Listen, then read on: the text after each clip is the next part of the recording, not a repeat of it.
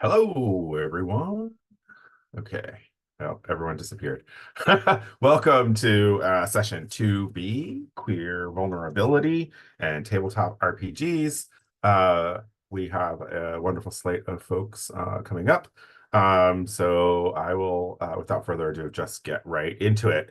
Up first is Percy Hornak, talking about building trans homes through embodied play and lyric games. Take it away. Thank you, Edmond. Hi, everybody. Um, Obligatory. Everyone can see my slides, okay? Yes. Incredible. Additional caveat that my notes are down here, so if I'm looking in the corner, that's why. Um, my name is Percy Hornak. Before I get started in earnest, I want to name that as I've worked on this talk, it has evolved into something that represents actually a very new path of inquiry for me. So what I'm bringing you today is very loose and exploratory, which I say not in order to apologize, but to let you know that I would really love to continue being in conversation about this should anyone be interested post-conference. Okay, caveat over. Today, I'm going to talk about the concept of home in relation to trans life, two games that I think exemplify the role of embodied play in gender transition, and what I've begun to identify as what I think is an inherent transness in the form of the lyric game, insofar as one can identify lyric games as having a form. Uh, my best friend made me a quilt when I got top surgery, and the card that he sent along with it ended with the line, "Here's to making your body feel less like a prison and more like a home." This concept comes up often in relation to living as a trans person, often in that trans sits in strained relation to home, both in a literal sense for those whose families are not accepting, and in a more metaphorical sense in terms of framing gender dysphoria as not feeling at home in one's body. At the same time, transition is often narrated as a process of coming home to oneself through finding and choosing family and community, as well as making interventions in one's physical body and gender presentation that make your body feel like a home instead of a prison. For my purposes, I view home as, among other things, an affect, a measure of how things impact us and specifically our bodies in a sort of intangible way that nonetheless generates the potential energy we use to act in response to what we encounter in the world. Deborah Gould argues that affect is an essential motivating force behind political movements because it is the way we come to understand the world around us. Of note here is the deeply embodied nature of this knowledge, which we in turn make meaning of and name as an emotion. Home is something we know when we feel it. It prompts us to act in particular ways. It's translated into particular emotions we might call happiness, contentment, peace, etc. In the context of the specific relation between home and trans life, I think we encounter home in two distinct but connected ways. The level of the individual at which we experience our body as a home, and the level of community at which we feel connected to and at home with those around us, in part because we understand ourselves to be worthy of love. I argue that tabletop role-playing games expand the encounters we have access to and the worlds with which we can make contact, which in turn grants us access to more affects. In the case of trans people who may have a fraught relation to home in a normative or traditional sense, this puts the feeling of being at home within reach. The two games that I'll be speaking about represent each of the two valences of home that I've identified, home in the body and home in community. These two games are Logan, an autobiographical TTRPG by Logan Timmons, and I'm a Trans Man and I'm Here to Fuck, which was written by Timmons and Uncle Vlad for the Trans Fucking Rage Jam in 2022. One explicitly falls under the heading of lyric games, while the other shares a lot of characteristics with the lyric game genre. Both embrace an embodied form of play that evokes particular emotions and invites the player to reflect on their own relationships with their bodies or the way they narrate the stories of their lives. I posit that I'm a Trans Man and I'm Here to Fuck brings us in closer proximity to the affect of home in one's body, while Logan helps us make contact with home in broader community. I'm a Trans Man is a hack of Chris Bissett's The Wretched, a solo game system that uses a Jenga tower and playing card prompts to guide the player's storytelling. As you may have gathered from the title, this is a sex game with transmasculine bodies in mind.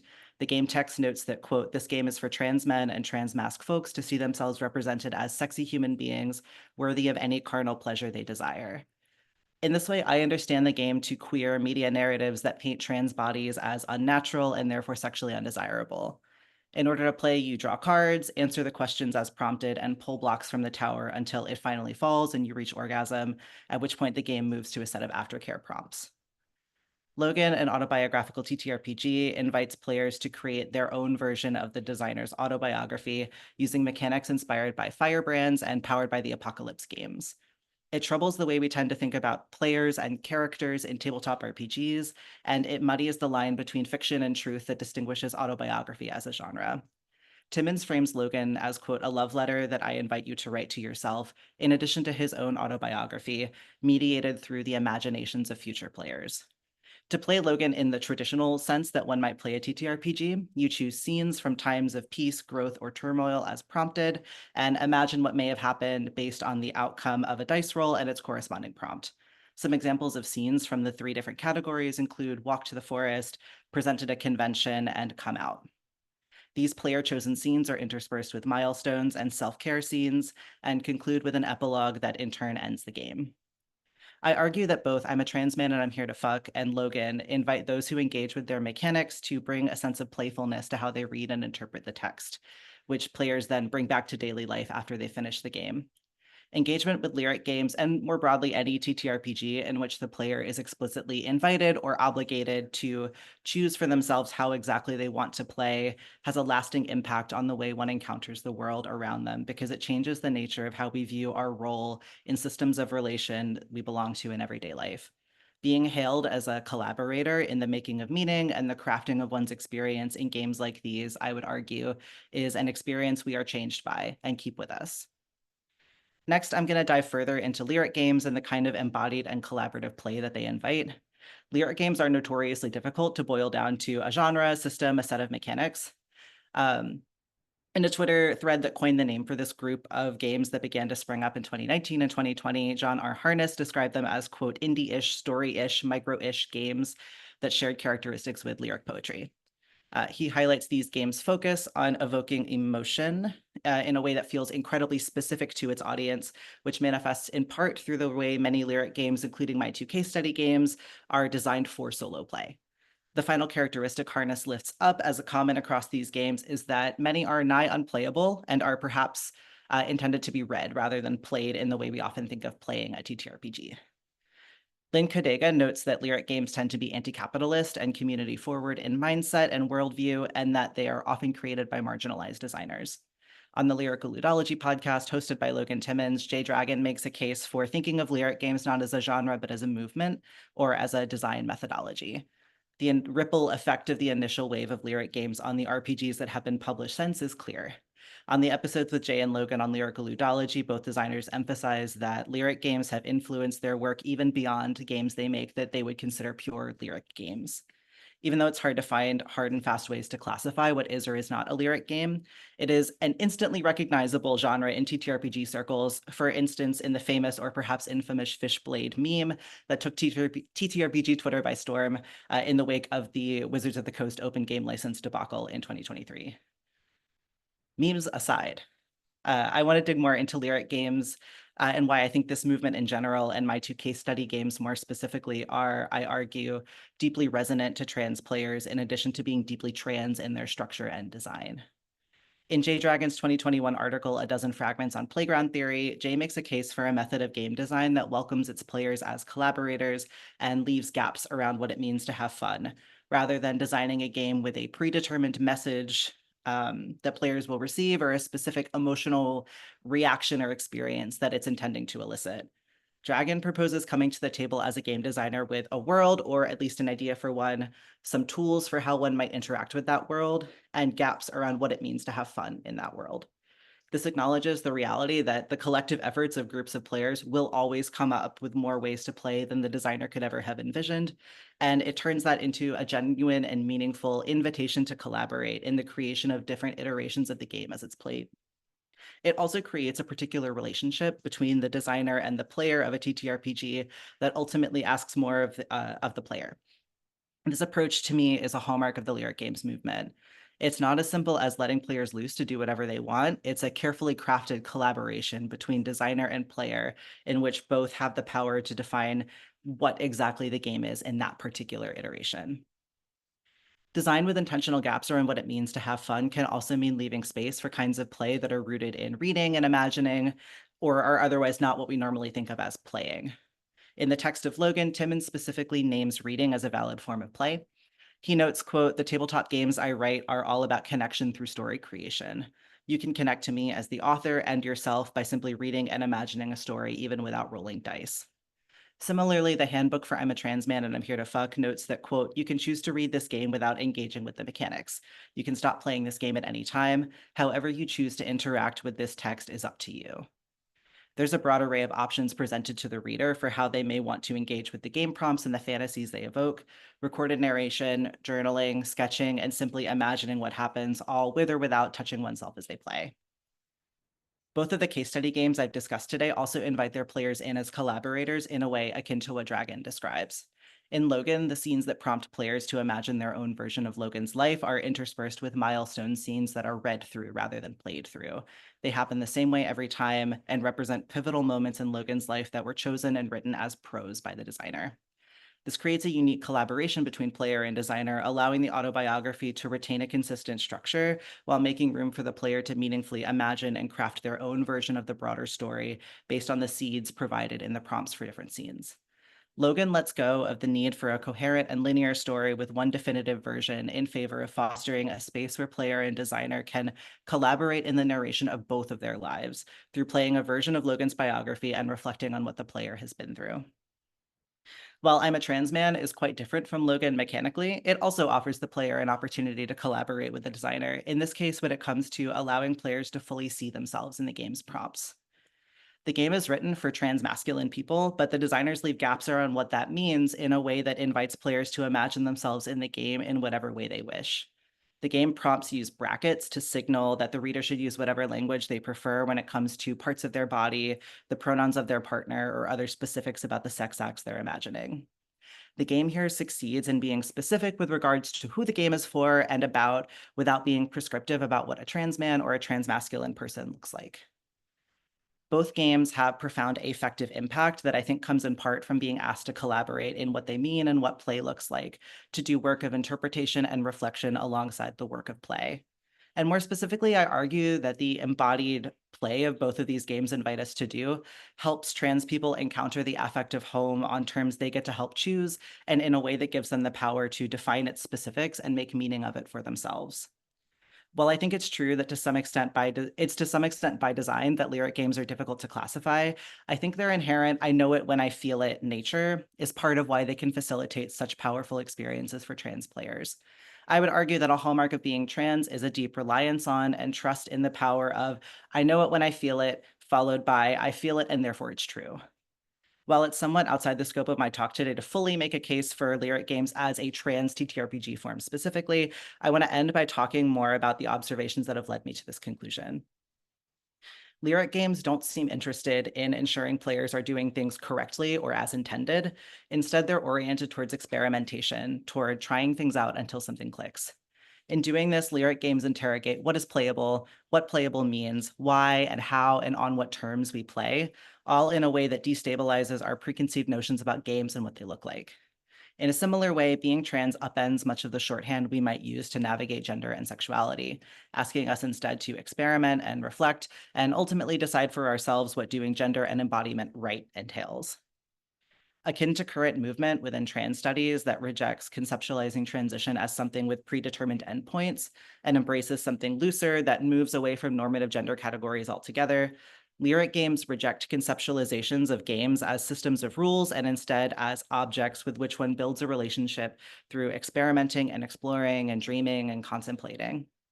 More broadly, I would argue that the way lyric games flirt with and may even be premised on the idea of unplayability has a strong parallel to the relationship between trans life and impossibility.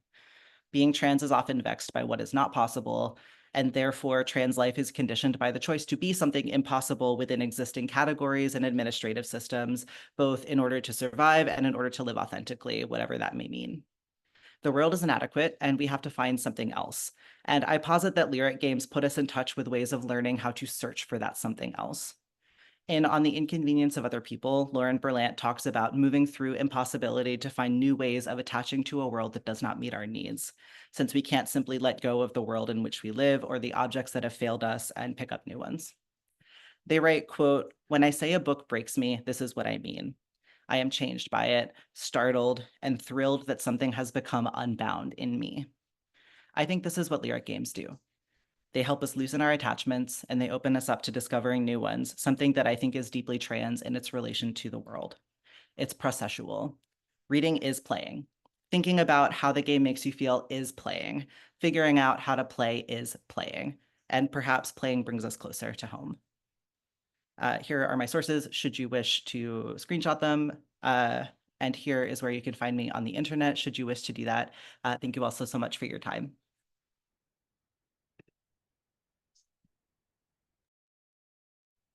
Amazing, wonderful, great, fabulous. So just moving on, I'm already writing lots of notes. Up next is Drew Borecky, who will present Hymn of the Nine, Queer Kinship, Found Family, and the Evocation of Home in TTRPG fan music. Take it away. Okay, thank you so much. As Ed said, I'm Drew Borecky, and my project Hymn of the Nine, Queer Kinship, Found Family, and the Evocation of Home in TTRPG fan music. I'm just going to jump right into it because for the respect of everyone else's time. At the height of the COVID-19 pandemic in October of 2020, a group of 20 musicians held a charity concert benefiting Amnesty International over YouTube live streaming. Across the 3 days of programming, these musicians debuted 19 original songs and provided context for their music and interviews. This event, put on by a small group of creatives, set the initial goal of the fundraiser at a modest $1,000. By the end of the 3-day event, they had raised over $7,500. The event itself, the critical concert, was put on by a collective of musicians known as the Cantata Pacifical, led by fan musician Will Crosswaite. Together, they create and perform music based on the D&D actual play series Critical Role. All of the music presented at the Critical Concert was fan music inspired by the narrative of online play and make-believe, which was mobilized in a communal and charitable way. Events like the Critical Concert have become more and more popular as online TTRPGs communities have flourished in musical creation. Particularly, musicians and TTRPG fans have begun creating music in reference to online actual play series such as Critical Role, Dimension 20, and Not Another D&D podcast. These series have become immensely popular and cultivated ravenous fan communities that often generate fan-made content based on the characters and narratives in these shows. The musicians utilize various musical practices, including music with lyrics pulled from dialogue within the shows, sampling of voice clips from the series, and parodying existing musical material. Additionally, the musicians in these fandoms demonstrate a sense of musical community through collaboration and performance for the rest of the TTRPG fan space. These examples demonstrate that online TTRPG actual plays inspire a multiplicity of musicians to create music based on narratives that emerge from play. Taken from my broader dissertation project, this paper examines the transformation of narratives across sonic artistic mediums within actual play fan communities, as displayed in the Critical Concert, and represents one of many examples of fan creation across TTRPG fandoms. Today, I'll only be speaking about the Hymn of the Nine and Critical Concert, but if there are questions about Dimension 20 and other things, I will gladly address that during the Q&A. While narrative transformation has been examined in terms of fan art and fan fiction in media fandoms, TTRPG actual plays present a unique medium in which to explore creative generation. I argue that the sonic nature of TTRPG actual plays allow for the exploration of narrative via fan-generated music. For this presentation, I specifically explore how fan musicians utilize queer narratives and themes to evoke a sense of belonging and a sense of home. To contextualize fan music in relation to AP fan communities, I draw from the myriad of research conducted by TTRPG and AP scholars on transmedia, notably Michelle McMullen and Lee W. Hibbert's research on multiplicity and participatory cultures in the Adventure Zone, Stephanie Hedges' ethnographic research on fan artist motivation, and Emily Friedman's examination of discourse time and how fan communities use additional media to expand or compress their experience of narrative. For this portion, I look to digital spaces in which actual play fans post and disseminate their music for public consumption. Online spaces such as YouTube and Spotify, allow for the greatest access to various actual play fan bases, as well as the discourse surrounding each instance of music. Due to the transmedial nature of actual play fan music, I draw from an interdisciplinary pool of research, which includes narrative analysis, genre analysis, and queer theory, among others. The transmedial nature of this content requires attention to the concept of genre as it is represented within a multitude of fields. For example, while Critical Role operates predominantly in the high fantasy literary genre, each actual play series has their own spin on traditional literary genres, often resulting in anachronistic mashups such as 1980s John Hughes' The Breakfast Club with high fantasy as it is in Dimension 20 Fantasy High. In order to complicate the context of genre further in actual play, Critical Role's attribution to high fantasy has its own complex series of historical and narrative references. In a narrative inquiry into Critical Role's second campaign, The Mighty Nein, remix study scholars Lisa Horton and David Beard interrogate the inspiration for the story setting.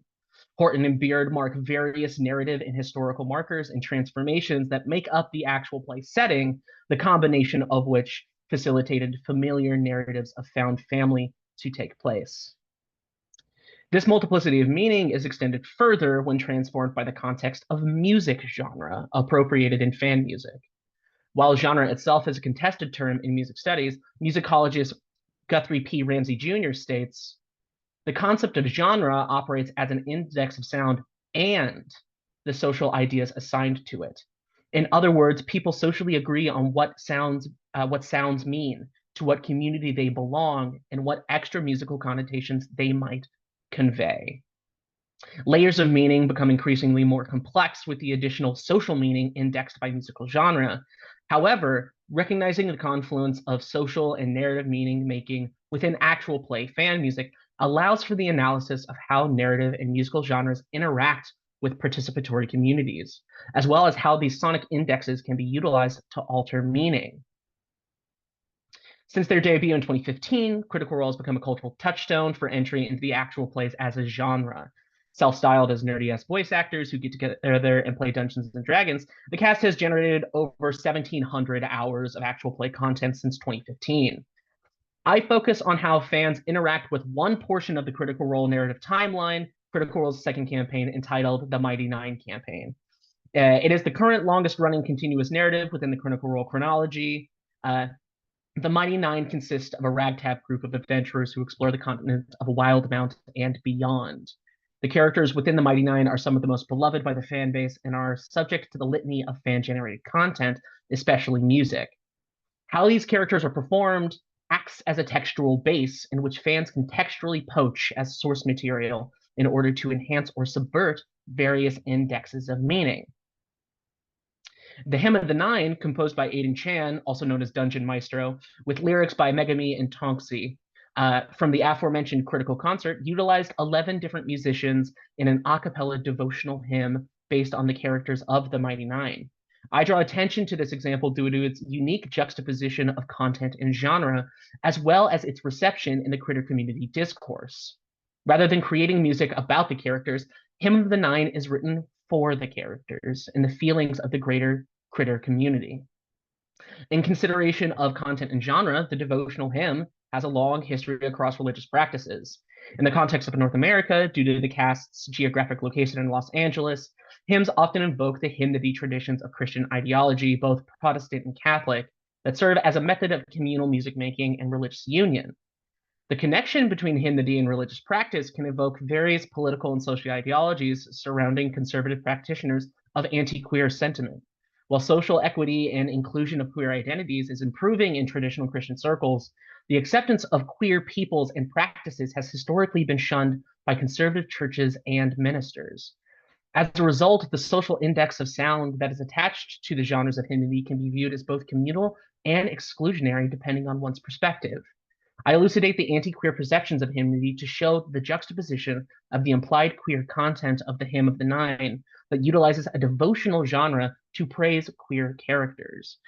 Here you can see two stanzas from the hymn, particularly, and I'm going to play a little bit of sound. I will play only the last stanza here.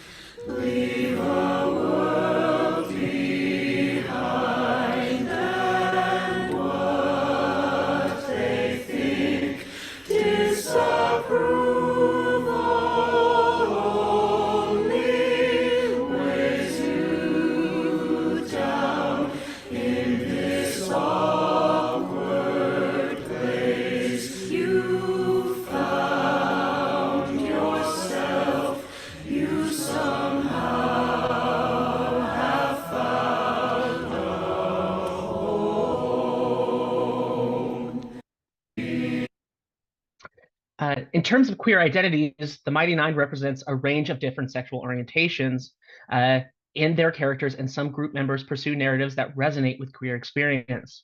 In relating these identities to the Hymn of the Nein, each of the characters are represented in the lyrics by paired couplets in the first 4 stanzas of the hymn. Identifying characters that are connected to each set of lyrics requires insider perspective as it relates to narrative and knowledge of the fan discourse and thematic connections. Sail Away into the Storm implies the character Ford due to the sailor and ocean theme associated with the character.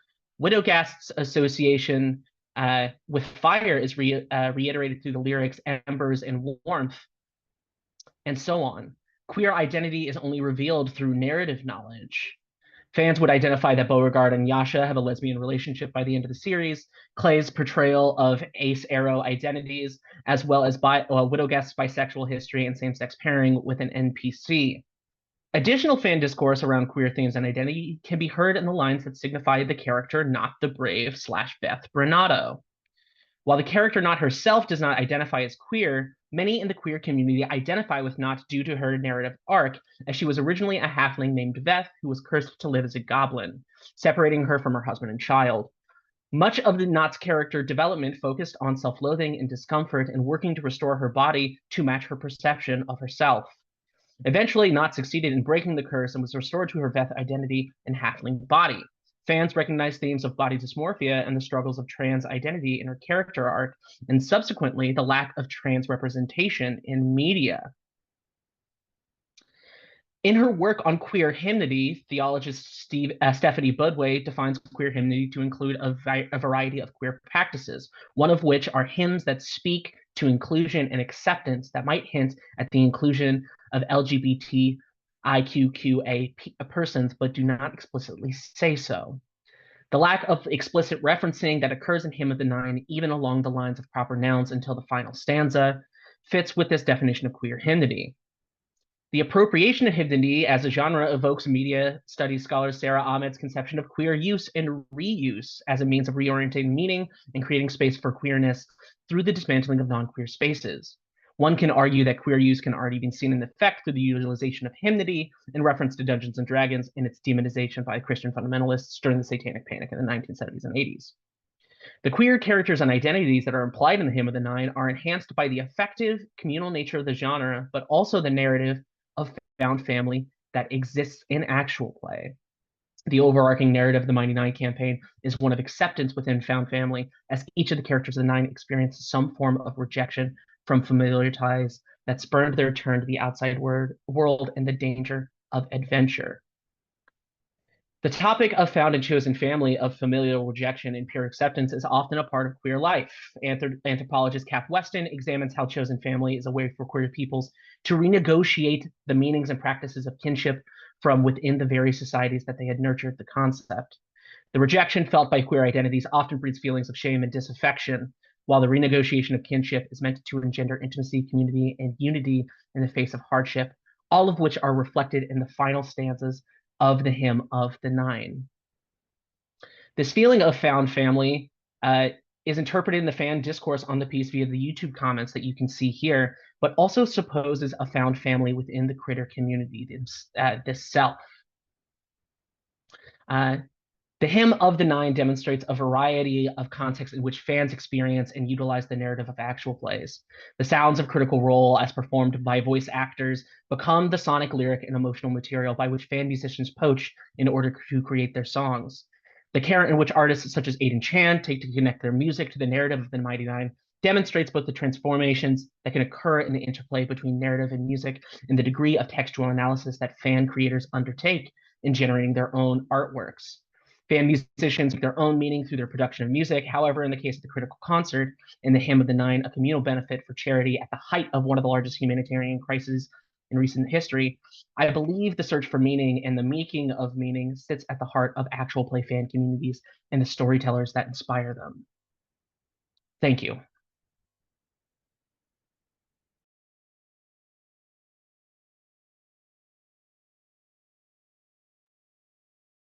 Amazing, wonderful, lots of stuff going crazy on Discord. Sorry, I was posting something. we're now talking about karaoke and like stuff like that. Thank you so much. Now I want to go listen to all that music. Up next is Daniel Cox, presenting You Were Bought at a Price, War Metaphors, and Queer Recovery in Being Saber and This Body of Mine. I Will Make It a Temple. So hi everyone, and I will jump in and get started as I set my timer so I can also be as respectful as possible of everyone's time here. So hi, as mentioned, I'm Daniel Cox. I go by Dan. This is the last public thing I'm doing as part of my affiliation with University of Central Florida, which is a little weird to say after being there for quite a long time. So enjoy it. I will be somewhere else in the coming weeks. As mentioned, this is the title. So this presentation was driven by kind of confluence of a number of different things. Principally, I often work and teach digital game design. And so I encounter students who are interested in creating games. And so often the conversation becomes, what are queer game mechanics? What are queer games? What does this look like? How do we discuss this with undergraduate students and graduate students to some degree? At the same time, if you spend any time in kind of mainstream game discourse, especially digital game discourse, you see a lot of kind of sad dad games, guns, sad dads, war bad, dad sad. And so I kind of provoke my students to think about the ways in which we can revisit a lot of these topics in different ways. And so this is kind of a convergence in different things. I purposely picked something, Being Saber, of which I have the book right in front of me right here, as well as This Body of Mine, I Will Make It a Temple. But let's kind of move into the driving question of this presentation. Principally, I'm interested in how do queer players, so within a system acting with kind of queer structures, and shout out to PS, we're going to circle back to that in a few slides, and or queer characters within a system recognize and recover from conflict and acts of violence. So I want to make it very clear that queer characters within systems, fictional systems of any sort, should not necessarily be directly tied to a traumatic origin. This is not the defining factor of all queer people. Many of us experience this to varying degrees, but this presentation in particular is interested in war metaphors, which of course comes with trauma and recovery from that. Before I go too far, though, I want to kind of establish something both the works I'm going to talk about have in common, which is say they're based in the kind of greater mecha tropes, mecha genre. So to kind of better understand that, although I could spend the entire presentation talking about kind of the history of the mecha, post-war Japan, kind of what all that is, I'm going to kind of hit on two different works that are important, things people have probably heard of to kind of draw a line across this, do a little bit of queer theory stuff, and then wrap it up by talking about these games. So to start, I'm going to kind of pull us all the way back to Mobile Suit Gundam, kind of the late 70s into the early 80s, depending on when you might have seen it and where you were in the world, kind of earlier 70s for Japan, Western audiences, a little later 70s into the 80s. Something that occurs within Mobile Suit Gundam is the idea of course, war is bad, which is not much of a surprise coming out of post-war Japan, and especially an emphasis on the effects of war on children. Kind of the most damning evidence from creators of Mobile Suit Gundam, kind of reflecting on their work years later, was the emphasis of children within the work, children as pilots, and children during war. And the reason for this is quite simple. First, they wanted to sell toys, so they marketed to children.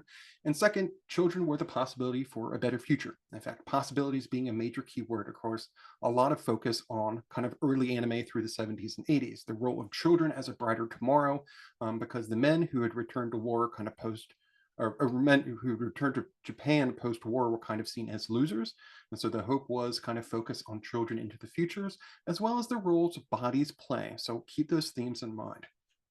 So within Mobile Suit Gundam, if you've not seen the series, and I recommend checking it out, it is on Crunchyroll right now, as well as other places you could perhaps find it. It is, of course, dated. It's from the 70s, but it is still quite fascinating. But throughout the series is a focus on kind of a main character who sees the cost of war up front, the role of war, the price of war, sees innocents die. This happens in the very first episode. In fact, if you're watching for the first time, as I recommended to a friend of mine, they initially saw it and they were like, oh, the intro talk is very upbeat. And I will tell you that the intro is very upbeat. It mentions like fight, fight, fight. And then immediately people start dying within minutes of the first episode. But quite a ways into the series is a quote from the main character, Amuro, who mentions that the kind of cost of war is something you have to take on. That's it. We've got no choice but to keep going, unquote, coming from episode 20. Later in the series, they revisit the idea of what it might mean for children or people to live in this new world, with war, with a never-ending struggle. And they focus on the idea of new bodies, or in fact, as they call it, new types. And this becomes a recurring theme across lots of the future Gundam series. In fact, I think we're supposed to be getting a new Gundam series later this year in 2024. That's also, of course, going to have new types. But the idea of new possibilities and new bodies becomes a recurring theme, not only across Mobile Suit Gundams and its things that come in the future, but as well as kind of additional works that pull from it. So I really like this analysis from New Types, Angels, and Human Instrumentality, and the quotes here, and of course the slides are shared on Discord if you're looking at this in the future. But the idea of imagery of a bodily breakdown, that the idea there isn't quite just a binary, but the ability to move between them becomes really useful, talking about revolutionary possibility. And again, the focus on a lot of this anime coming into post-war Japan of children are the future, and children are especially a brighter future, brighter possibilities. And so this reoccurs across lots of different works, and I could point to many of them, but you've probably heard of Gundam, if nothing else, and you've probably heard of this other thing called Neo Genesis Evangelion, which is roughly 20 years later from Mobile Suit Gundam, and where there's lots of talk about in the particular series. Towards the end of this, and the end is a little iffy when it comes in particular to Evangelion, because there's what might be the end, and then lots of things that are kind of after the end and retextualize the end, which is, again, much longer conversation. But the idea that there's possibility, right? In children, yes, there is war and the price to be paid, but there is a possibility of something better. Quote, the me at the moment is not always the me as I am, that we can be better bodies, possibly new types to pull from Mobile Suit Gundam. So kind of the middle third of this, let's talk a little bit about queer game spaces requiring queered or queer game mechanics. So if you're not familiar with the picture right here of this planet, and this is a pride flag sticking out of it, this is, of course, the gay planet, as you might remember from Star Wars: The Old Republic, an earlier MMO, an early attempt at an MMO from the early 2000s. And as might be guessed, there was considerable kind of argument in the game about where queer people exist in Star Wars, a conversation we are still having some 20 plus years later. And of course, within the MMO, this was solved by adding a gay planet in which you could go to the planet and be gay. I'm not joking. That is what that is what happened in that MMO. And so a kind of example I return to like this is looking at what are the queered or queering of game mechanics within these spaces. How do we create that? What does it look like, right? What does it mean to be gay? Or what does it mean to do gay things within these worlds? And again, especially digital worlds is one of my main focus of my research. So I love the name of this work, so I wanted a quote from it. It might have a little to do with wish fulfillment, but in particular, as many other people have noted, and there's some wonderful edited collections out there as well as from people who are driving this conference, as well as people who are part of it. You know, TTRPG spaces have become places for queer individuals to come to terms with, explore, and discover cis-heteronormative identities, right? We can try new things, see if it fits us, try if we are a new type or not, a new body, and greater possibilities, as well as particularly in focus of what queerness in games means, right? It goes beyond representation. It's not just a gay planet, right? It's gay things. What does this mean? What are the mechanics? And in particular, I really like turning to PS for this. Shout out to PS, friend of mine, for kind of giving us a kind of outline or framework for thinking about this, right? How might we look at other works that might have queer mechanics in there, and how might we make some of our own? So I like in particular possibility, right? A recurring phrase across Mobile Suit Gundam, as well as Evangelion, right? The possibilities in me, the possibilities of a brighter future, the possibilities in children of new bodies and new types and authentic self. So the mechanics of community and self. Right? What does it mean to be part of a community? What does it mean part of a group or a team? How do we relate to each other? And in particular, of course, the focus of this presentation, understanding the cost of violence. So many games include safety tools. We could go an entire presentation and much, much more in talking about those, what works, what doesn't, and different approaches. But many games have started to articulate within their mechanics the idea of harms and conditions. What are things on the body, things we continue to recur? A common problem I see across many kind of student games is they go off and do violence, and there is no cost to that violence. And of course, this is not a surprise. Many games like Call of Duty and others, other than being sad dad games, is that there is no consequence to violence, right? You can kill thousands of people and still be a hero, and that's perfectly fine. So in particular, looking at cost of violence. So to kind of wrap up this last third, war can have queer recovery as a treat, right? let's look at ways in which I'm particularly going to focus on Bean Saber and this body of mine. I will make it a temple talk about these because there are ways in which we can queer the existing mechanics and of course talk about queer games and their mechanics as well. So as mentioned, I have a copy on Beam Saber, kind of here, I'll put it in the frame so I'm not blocking it. But it is a game incredibly focused on mech battles. In fact, there's nearly 30 pages of different mechs, and there's like a handful of pages on setting up characters. So the focus is on mechs and different things.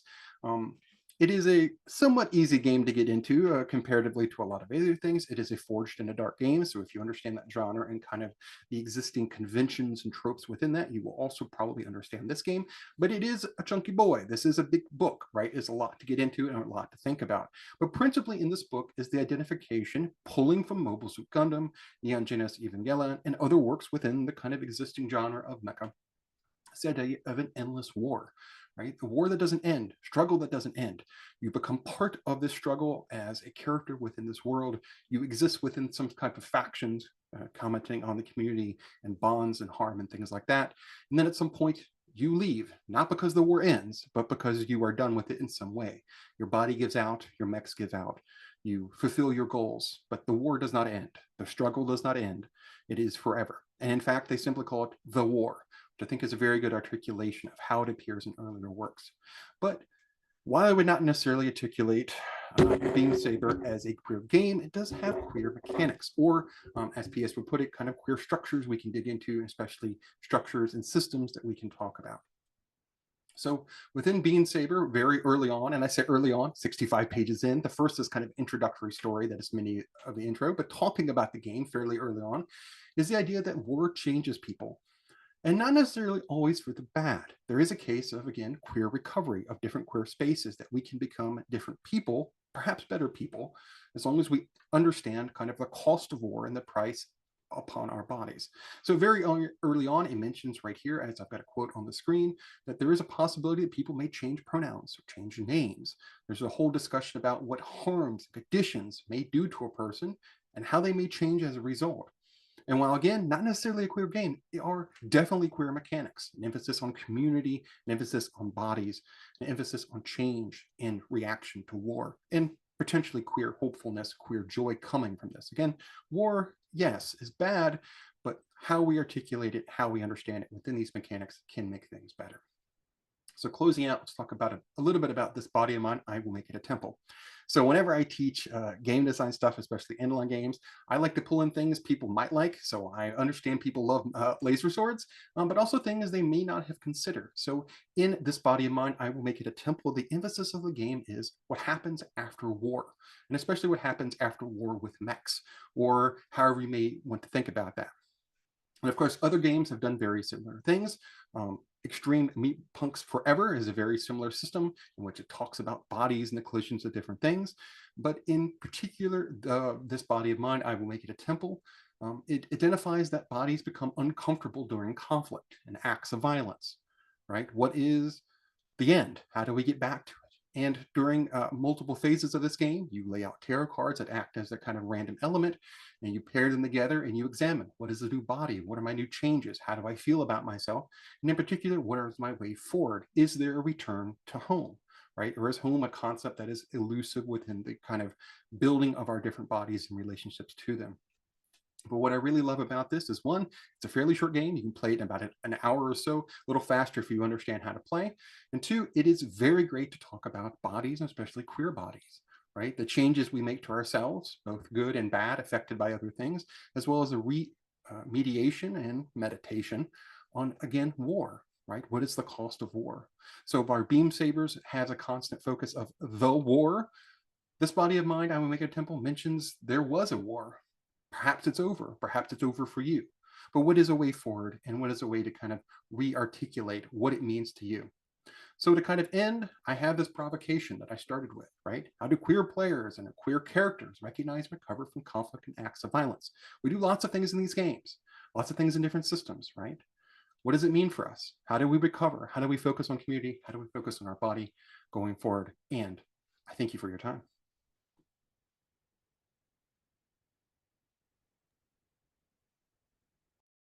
Fabulous. Wonderful.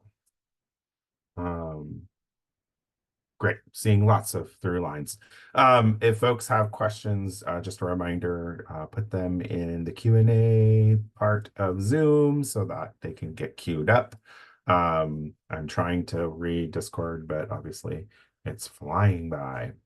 Up next, our final presentation for the panel is Susan Haarman on Is There Room for Queer Chaos at Yazeba's Bed and Breakfast? Aesthetic impact in queer domesticities and queer gaming. And I'm really loving all of the threads that are going through the entire conference. So wonderful. All right, folks, very excited to be here. One just quick note as I get these slides sort of like queued up and moving. I come from a discipline where you just read papers out loud.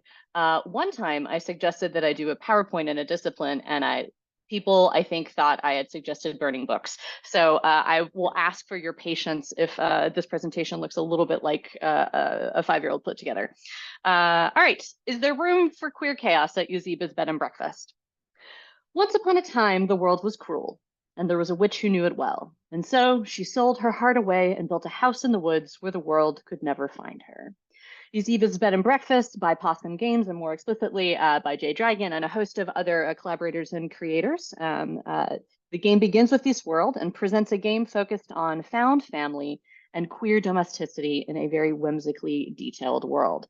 So it should, by all traits, right, sort of queue up and be an excellent platform for queer gaming. And certainly there are some things sort of mechanically and internally to it that would set it up to be a great host for that. One, there is the specific found family focus, right? You are a collection of people who are moving in and out through a bed and breakfast. You live together there, and the relationships and interplays of all these characters are core to the host of things. Also, at the same time, and again, this is using some of the definitions of queer gaming coming from Edmond Chang. So if I'm getting this wrong, Edmond, just unmic and immediately shout me down. But we see a lot of sort of some of the elements that make queer gaming really helpful. One of which I think in particular is this idea of queer remediation. So taking elements and aspects, remixing them, having them come and interplay and interact in games in different ways. Every single chapter of Yazeba has a different set of mechanics. In addition to that, the character stats, the character sort of frames are static, but you might come into a session to find that someone has played Parish the week before and added notes, to, again, Jay gave us that great example of the egg recipe on the back of Parish's character sheet. That lives there forever in that version and iteration of the game. And so there are ways in which some of these traditional mechanics, especially of analog tabletop games, are remixed, played with, twisted around. I also think there's sort of a really strong and element and active encouragement of metagaming, in the sense of sort of people being very aware of what they are doing, have those conversations. And I would also say spoil sporting within the context that Bollock and Lemieux brought up in the end of their book, but also spoil sporting in conversation with, and here's the reference, Sarah Ahmed's Feminist Killjoy as sort of a critique and conversational piece with the spoil sport, someone who's sort of pointing to this outside reality and making us aware of it, even as game rules and intonations and the rest of it are being sort of conflated and messed with. So in addition to that, I was heading into sort of my first game of Yazeba shortly after this year's PCA conference in Chicago. And it came on the heels of an excellent presentation, specifically on the conception of queer chaos. And so again, by Chang, here it is in front of us, taking a second to highlight queer chaos, sort of taking, again, that aspect of queer gaming to the next level, is queer excess and queer exuberance. It's totally extra, totally meta. It never further reimagines, even unravels the fantasy of the magic circle, the fantasies of immersion and interactivity. Second, queer chaos is queer challenge, queer change. It is disruptive, even eruptive. It reconfigures our relationships to desire, to identity, to performance, to play. Finally, queer chaos is queer mending, queer healing, queer repair. It's not always legible to non-queer players and observers. It is play that subverts, appropriates the narrative of straight or proper play to center queer, BIPOC, and non-normative identities, practices, and participations. Ultimately, queer chaos is troubling play, troubling performance, and troubling the past, present, and the future. It is finding new and alternative paths to the future. The other thing I want to add that is sort of not reflected in this, but Chang, also using an example of an episode of Game Changers, talked about the fact that like queer play has space for sort of, you know, it's just a little bit sexy. It has space for flirtation. It has an openness, right, to this expansive, chaotic frame. And so sort of with that in mind, I came into my first game of Yazeba sort of very excited for the potentiality for queer joy. Most of the players at the table were queer as well, to sort of see what would happen. What we had was a lot of pancakes. So for folks who have played the game in particular, there is a chapter that focuses explicitly on sort of a pancake war, in which Hey Kid decides to open his own alternative, or their own alternative bed and breakfast in the backyard so that they can eat pancakes all day long, and the panic and chaos that ensues. And intentionally or unintentionally or not, essentially that entire session ended up playing out almost exactly like an episode of TJIF. It was, which is why we have the host of Sitcom Dads sort of on the banner of this. The session nearly replicated the beats of a sitcom, including the delightful moment of lesson learning and repair, etc. And while the game experience was really lovely, at the end of it, several of us sort of made the note of like, wow, what a lovely like PG sort of like family fun friendly tale we just sort of explicitly enacted. And the whole thing felt cloyingly and sort of hauntingly straight, and very, very straight and cozy within all the frames of it.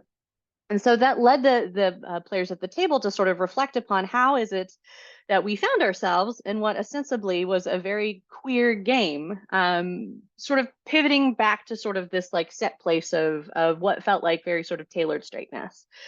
While the game promotes a vision inclusive and harmonious domestic life, it may inadvertently align with traditional ideas of domesticity. Is that what was driving us?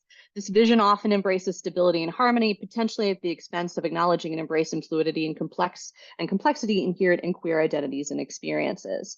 And then we sort of took a step back and said, why is it that we found ourselves here? Because everyone articulated and sort of felt an expression of feeling a little pushed almost, whether by not quite by other players' actions, but sort of the setting itself. And so yesterday, DA Hall asked a great question about how rule sets impact aesthetic practices. And I'd actually like to take us another step further and ask how if the aesthetic, right, as we all began to identify that it didn't quite feel right, not to sort of be chaotic, to sort of do or be a different thing in the current setting of domesticity that we found ourselves in. So again, how does the aesthetic impact our play, especially when we're playing at the domestic? And I think that brings up sort of the issue and intersections of are we looking at what happens when there's a level of cozy domesticity, right? Is that what sort of aligned us into this space? Or was there a level of sort of aesthetic demands that were being enacted on us? And I know there's certainly not enough time in this presentation or beyond, but the larger question of sort of what cozy games do or do not do, how they are defined, and especially a lot of inherent sort of gendered elements and aspects to them as well, I think has certainly been brought up and poked by other folks here and beyond.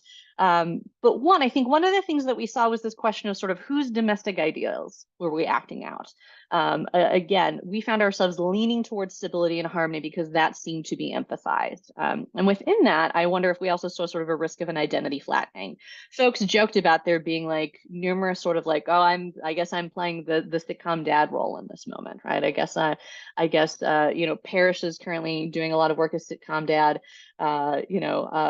We had the vampire countess make an appearance as sort of the fun and wacky side character, but it felt like we were leaning into sort of a vision of domestic that was fairly predicated. In addition to that, where's the conflict and the mess? One of the things that folks expressed, and it was that there was a level of the images and illustrations that they found that they were interacting with, particularly within the framework of Yazeba, felt like it was sort of aligning them in a particular way. The the sort of twee illustrations, frameworks, the stickers, the rest of it almost felt like we were being sort of aligned or pushed in a particular direction. In a game where the mechanical language of bingos and oopsies, is it really particularly possible to sort of enact the kind of chaotic queerness that I think we were looking for a more expansive vision of. In addition, there was an element of almost chasteness, right? That room for sort of queer sexiness. None of us sort of felt comfortable taking it to that next step as we continue to sort of debrief or talk about the session. Is this domestic a space in which certainly anything overtly sexual would not be allowed, or at least anything that would be, again, off script per se?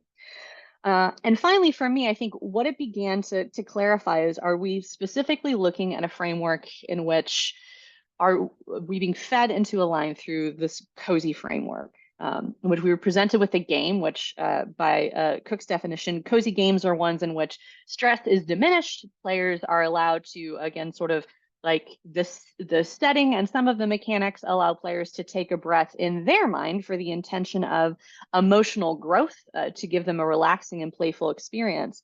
But so much so that they explicitly articulate that cozy games are better understood not really as games, but aesthetic goals, that they are an aesthetic goal from which you move to.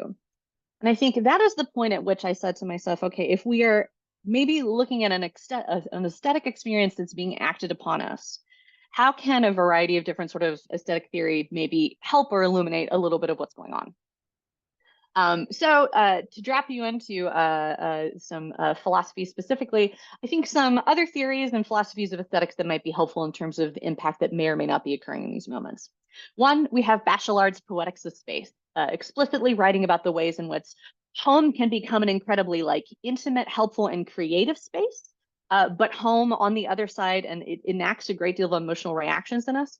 But also at the same time, it can become one that exploits the desire for stability and becomes something that confine, it pushes, and sort of also highlights and illustrates things of which we do not speak of beyond the home, secrets that are put in closets, etc. And so is this cozy sort of domesticity that we're moving to for very much leaning into Bachelard's Poetics. In addition to that, kicking it back to everyone's favorite categorical imperativist, Kant, talked specifically about disinterested pleasure, the idea that when we have aesthetic experiences, they are these things that we do not need to sort of engage with the larger world. We sit and experience them. Does a cozy game sort of present in the ability or attempt to sort of diminish and pull away from and strip some of the stress of engagement away from that, encourage us almost to disengage from the broader world beyond us entirely, right? Just sit in your cozy spot in the bed and breakfast. Don't think about anything else and just enjoy it for the sake of enjoyment. In addition, Kant also implies that things that tend to be very aesthetically pleasing or that we align with have a level of universal communicability, which I think, again, can sort of push us towards this spaces and places of, do we need to worry about the ways in which identities are being flattened? And in the interest of time, I'll move ahead. I think things really sort of aesthetic theory is helpful in this because Theodor Adorno really starts to actually encourage us when looking at these experiences through an aesthetic lens to realize the ways in which a culture industry, right, their mimesis, that process is actually just sort of mimicking societal conventions, right? So Adorno is sort of saying we need to be careful about the ways in which when we are having really highly aesthetic experiences or movements, we might just, again, you're actively replicating what is there. And I think Adorno really helped, as I was thinking about this experience, really kind of realign and say, rather than this game sort of forcing this in a direction, or rather than these aesthetic sort of shoehorning, right?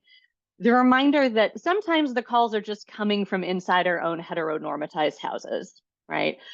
In what ways, right, did we as players in this space, a lot of queer players in this space, sort of drop a level of our own sort of agency or elements of sort of purpose and the rest of it, and move us essentially sort of forward, because we weren't critiquing our own kind of internalized desires, and we were, again, falling into some of these sort of aesthetic funnels that Adorno and others reminded us can be tricks or traps. And so to sort of provide another set of theories or ways of looking at aesthetics that I think can be helpful when we're engaging with these questions of the ways in which the aesthetic of games or other areas might act upon us. Just a couple queer theory insights. Although head-to-head with Sarah Ahmed for winning the reference war at the conference, Jose Esteban Munoz's work on disidentification, right, I think can be really helpful. And she specifically talks about the fact that like we are in these queer spaces do not need to be in a space where we need to neither reject nor accept these norms.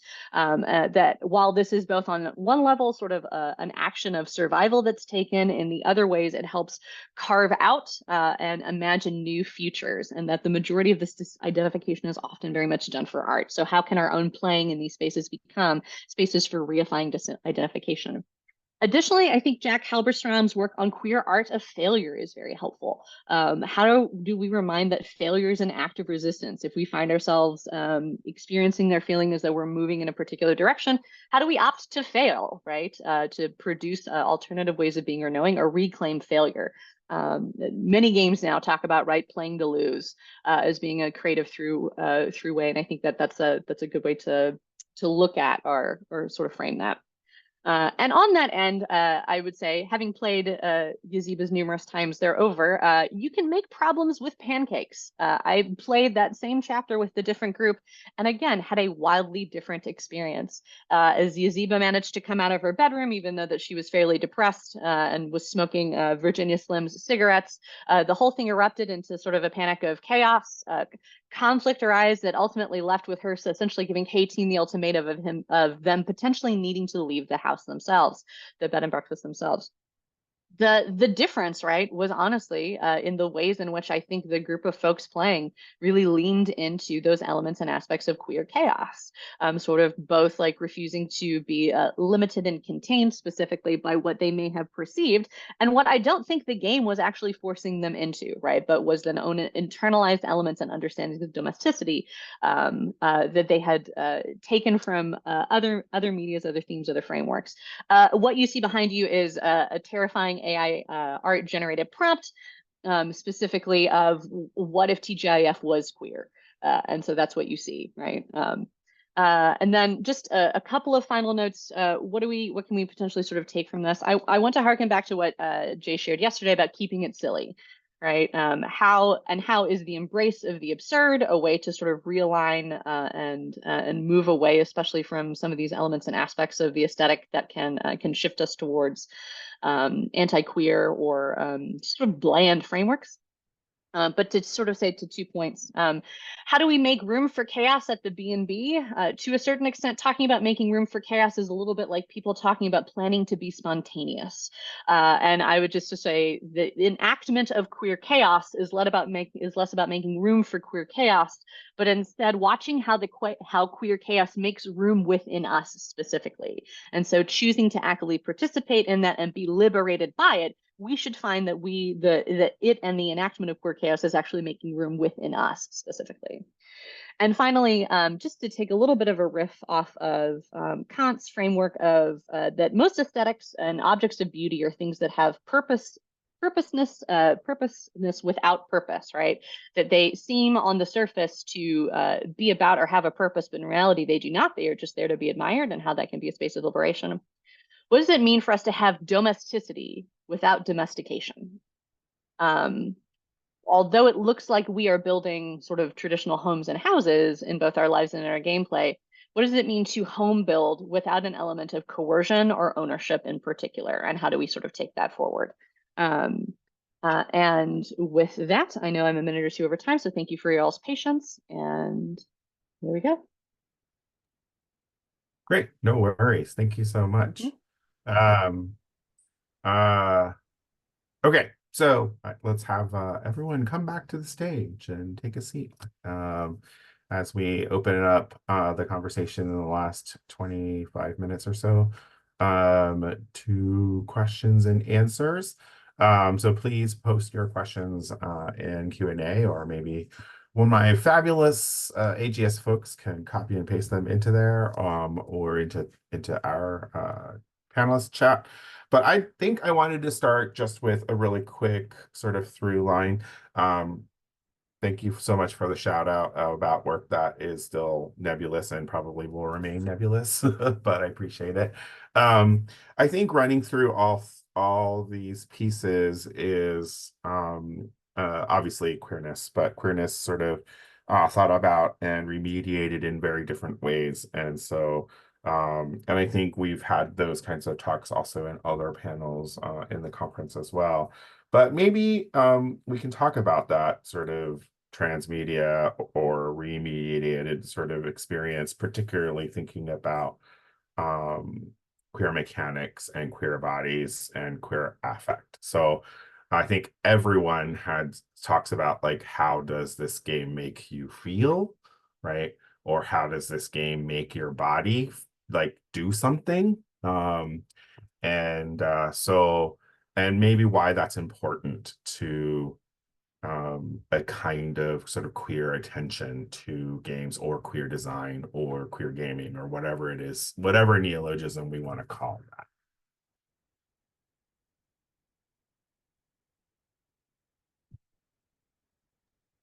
I think to speak to this briefly, I think there's something that feels important about queerness and transness as in terms of like structure is self-definition and creating terms. And it feels important to me that we're all sort of circling around there being sort of a nebulousness that the player then gets to fill.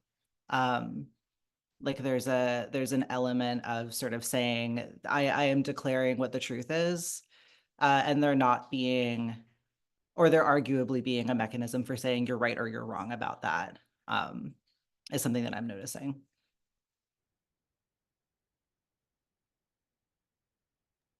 To jump in here, one of the things I see a lot, and this is just perhaps a mainstreaming of a lot of things like Pathfinder and D&D and other things, is a focus around death, like the mechanics of death. You run out of HP, you run out of whatever, kind of the resources around that. A lot less around bodies, except for kind of a lot of the works we've highlighted and of course have shown up in Discord, right? What does it mean to a body? Am I getting harm or conditions or whatever? And I think that's important queerness of a lot of these things, right? To focus on not just remember there is death, but remember you have a body, right? An embodiment, or in some cases, changing bodies or shifting bodies. It's what I like about the works I highlighted in other games within this space as well, is being able to change and move in a fluidity of body and expressions that we don't necessarily find in a lot of other things, but is much more prominent in recent years in indie spaces.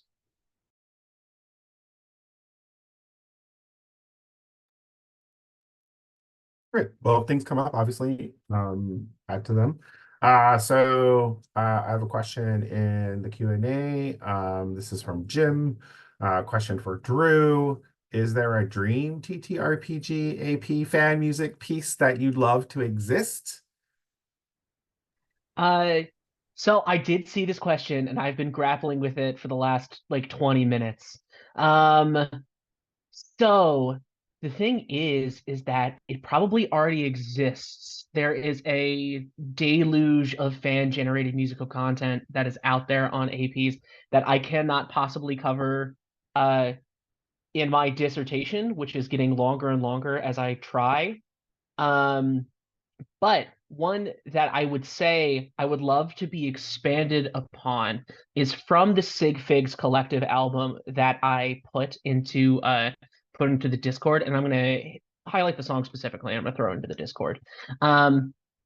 It's called Check It Out, I'm Gay by Rog Barkrock. And if you don't know, or not by Rog Barkrock, but it's by the Sig Figs collective, and it's about the character Rog Barkrock and his like coming out of this like very stereotypical heteronormative jock character into kind of the acceptance of like a gay identity.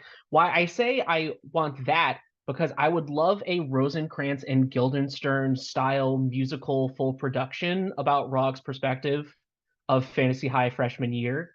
Because this song particularly has big show tune energy. It's like an I am song, which is something that comes out of musical theater.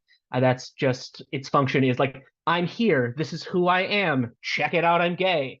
And so just kind of having that through line as a very like a long form thing.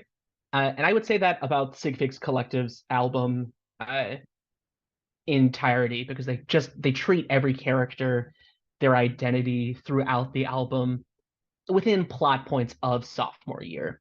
So rather than new things, I would love like full crazy expansion on them. Great.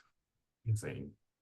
I do want to note that Moira, your hand is up. If you have a question, would you put it in chat or in the Q&A? Or you want to say something? Okay, well, there we go. All right, question for Percy. This is from Nick. Thinking about the two affects of home you laid out and wondering where and how they bleed together, and what other valences you think might be. Thinking about how Logan is both about sociality and very bodily. It ends with the beard. While I'm a trans man, from how you've described it, is both bodily but also interpersonal as well.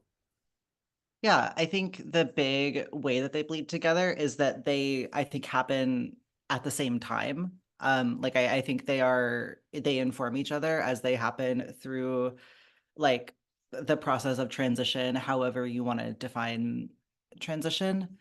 I don't know that I can like say like here are all the other valences, but I do think they're co-constitutive in certain ways, and I think the big thing that I'm trying to get at is the role of games that are explicitly about asking you to figure out how to play them rather than telling you how to play them, in sort of putting you in contact with into contact with affects that you had not experienced before, or putting you in contact with worlds that you are able to play a role in defining, because I think that is really like the mechanism at work in like trans life and gender transition, is being able to say like, here is how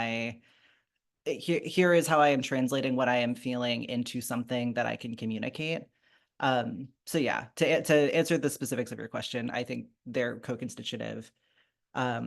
And I think there's a lot of senses of home that we might find, not only in terms of like found family, which we talked about a lot, but also, and not only like at home in one's body, but also home in a geographic location where you are able to access healthcare and change your gender marker and like all of the things that you need.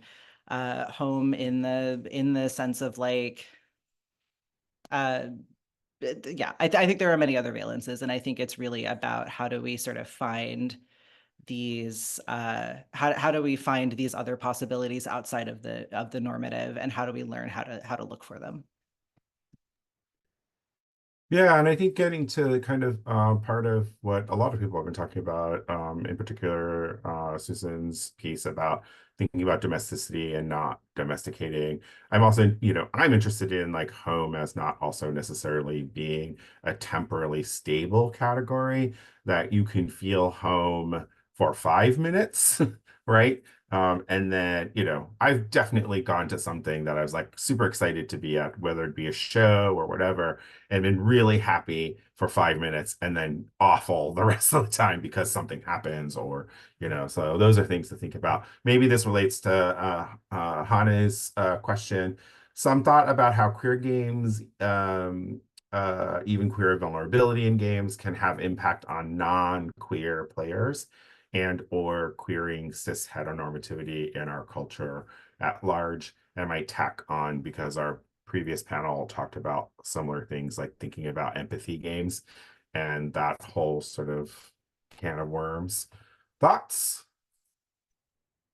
Yeah, so just sort of the one, and I'm sure other people have said this in a far more articulate fashion, but one of the things, sort of like the cut for time element and aspect, is some of the scholars, in particular, who are writing about queer domesticity, also raise the point of like, if you're queer and you're doing a like 1950s domestic, it's still queer, right? Like I have a running joke that my partner's aesthetic is very like 1950s librarian, and it is so queer it like circles all the way back around from straight like back to queer again, right? But like long hair, incredibly straight passing, and yet like it's super queer because she's doing it.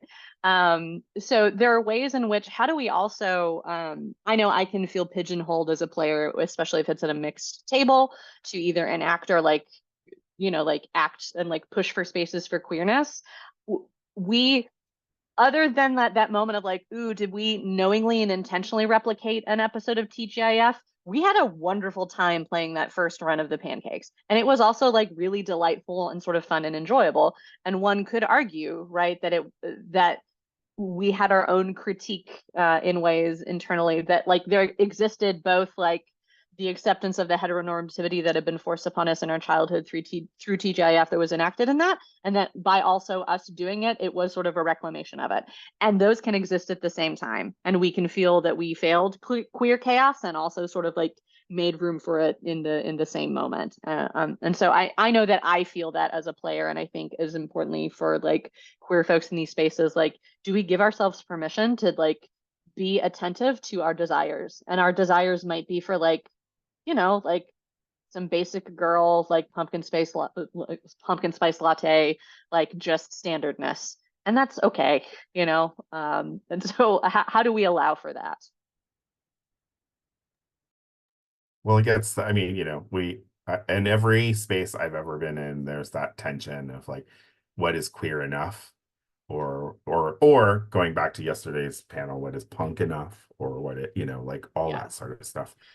And Which is important to push those boundaries.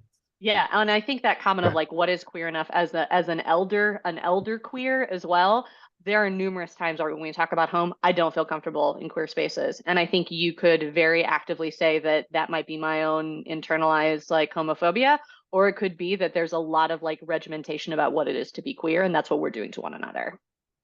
Building on that, I also think there's an element of it that is like a joke that a friend of mine makes a lot is like that they'll go to parties and they'll ask cis people like, how do you know that you're cisgender? Have you ever thought about it? And I think there is like an element of, I think queer mechanics too, regardless of who the player is, they ask the question of like, how do you know? Have you considered other options? Like what else is there? Like let's consider that this thing that you have internalized as like the thing is not in fact the only option available. And I think that might be another impact of like these queer mechanics on even like cishet players.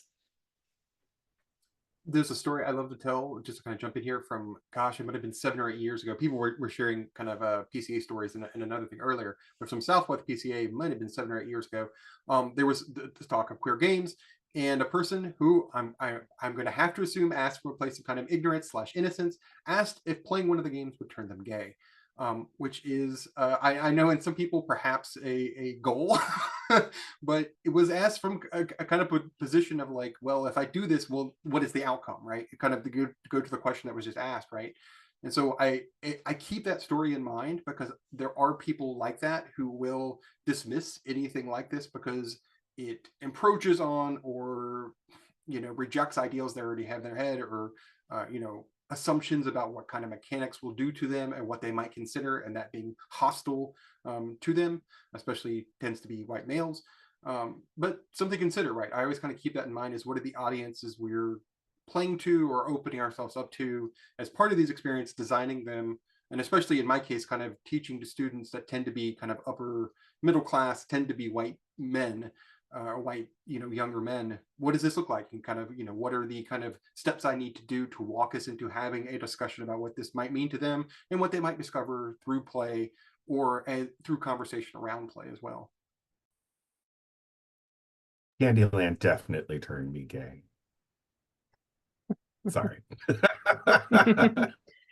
I think I can take a second to talk even about my own positionality here. So I am a cis-het white guy from the American South, right? They're all the hallmarks or all the red flags that we could have. But whenever I can speak about it from like a discourse type perspective, at least whenever it comes to actual play and things like that, the representation of queer characters or even queer mechanics in certain ways. I've just started Transplaner, the Transplaner AP show, and I'm very much enjoying it. And there's like a centering of queer aesthetics and queer queer gaming and things like that in these types of actual plays. And even just from the perspective of the internet, which is a cesspool most times, right? These communities are searching for these types of representations. Sig Figs Collective that I'll mention again is a specifically queer fan music collective.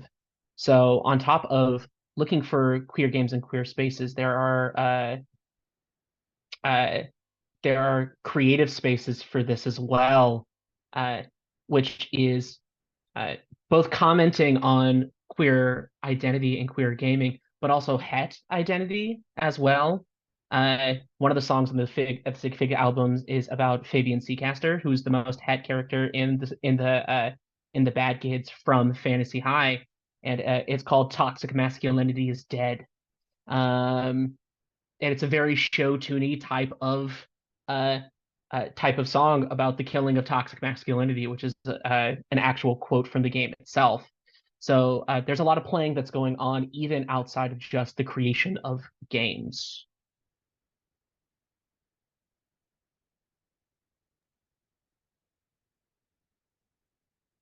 Everyone's trying to like keep track with everything.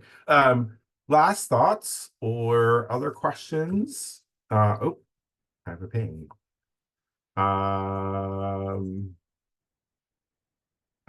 Hannah's giving a response. Thanks for that answer. When we created Just a Little Lovin', we both wanted to make a LARP home for queer players, attract more queer players to LARP and queering presumably cis het players.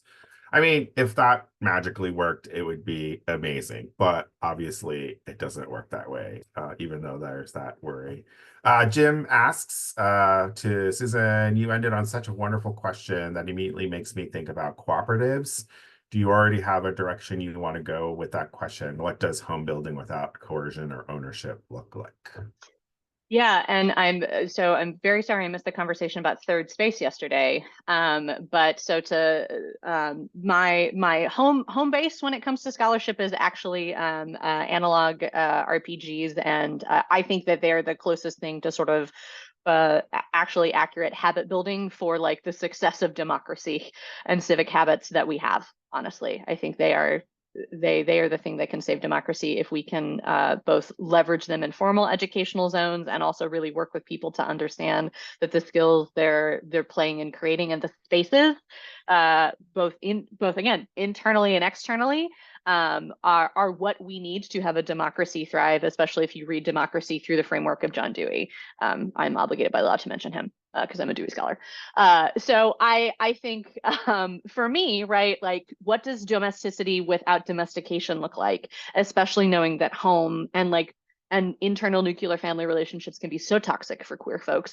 I think we look to third spaces, right? What does it look like to have a home that doesn't own you such that you can come and go, right? Like that sounds like a third space, but because then we get into the tension if everyone can come and go, what maintains it?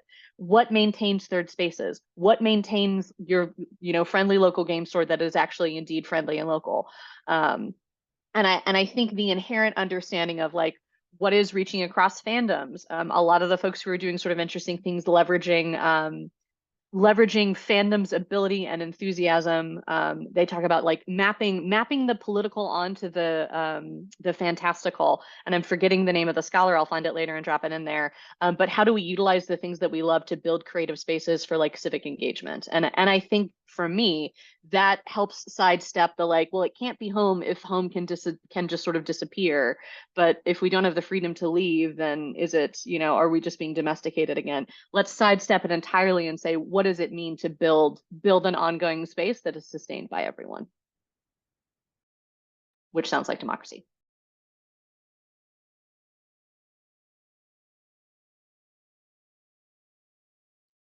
Amazing. Last thoughts? I'm an early exit queen, so like, that sounded really horrible, but really, really horrible. Sorry, I apologize. But I'm always happy to like give people time back, even if it's just a few minutes. All right, another question. Oh, good question. Responses. All right. I wish we could end with a rousing rendition of Hymn of the Nine, but we didn't prepare that ahead of time. So how cool would that be? Well, in the spirit of queer chaos, I call this session to a close. Thank you so much for all of our participants. Thank you for all the questions and for all the people chatting. Looking ahead, we have our usual half-hour break, maybe get a little snack, and then our second keynote of conference with Dr. Emily Friedman. And we'll see you all in 35 minutes.